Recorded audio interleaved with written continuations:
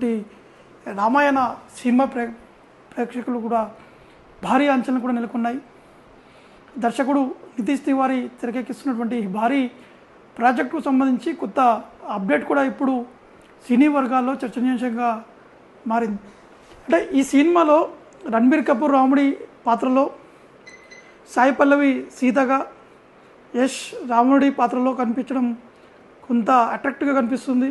Cinema ప్రమోషన్స్లో భాగంగా రణబీర్ కపూర్ రాముడి పాత్రలో ఫస్ట్ లుక్ను విడుదల చేయాలని చెప్పేసి కూడా నిర్మాతలు సిద్ధమైనట్టు తెలుస్తుంది. అయితే ఈ ఫస్ట్ లుక్ హనుమాన్ జయంతి సందర్భంగా విడుదలయ్యేటువంటి అవకాశాలు కూడా కనిపిస్తున్నాయి. ఈ ఫస్ట్ లుక్ విడుదలతో సినిమాపై కొంత అంచనాలు కూడా పెరిగేటువంటి అవకాశాలు ఉన్నట్టు కూడా స్పష్టంగా అర్థమవుతుంది. అంటే ఈ సినిమాను 2 భాగాలుగా రూపొందిస్తున్నట్టు తెలుస్తుంది. మొదటి భాగాన్ని 2026లో విడుదల చేయాలని చెప్పేసి కూడా ప్లాన్ చేస్తున్నారు.